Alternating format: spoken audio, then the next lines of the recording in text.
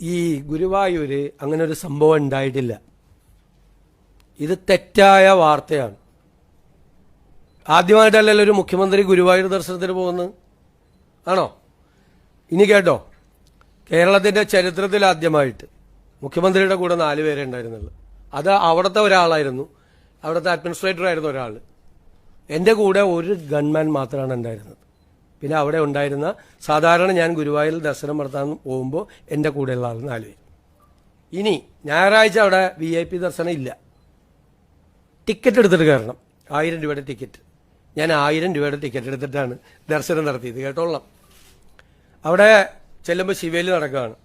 ശിവേലി നടക്കുമ്പോൾ നമ്മളതിൻ്റെ മുമ്പിൽ നിന്നു. അത് കയറിക്കഴിഞ്ഞപ്പോൾ നമ്മളതിൻ്റെ മുമ്പിൽ പോയി തൊഴുതു. ഞാൻ ഉപദൈവങ്ങളെ ദർശിക്കാൻ വേണ്ടി പോയപ്പോൾ മുമ്പിൽ ഗുരുവായൂർ ദേവസ്വത്തിൻ്റെ ഒരു സെക്യൂരിറ്റി ഗാർഡ് വന്നു സ്റ്റോപ്പ് ചെയ്തെല്ലാവരും. അപ്പോൾ ഞാൻ പറഞ്ഞു സ്റ്റോപ്പ് ചെയ്യാൻ പറ്റില്ല, ഞാൻ തൊഴുന്നത് ഒരാൾക്ക് വേറൊരു തൊഴാമെന്ന ആൾക്ക് തടസ്സമാവില്ല എന്ന് പറഞ്ഞു.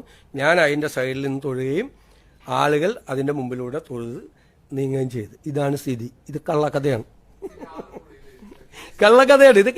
ഇതൊക്കെ എഡാക്കോട് തമാശ.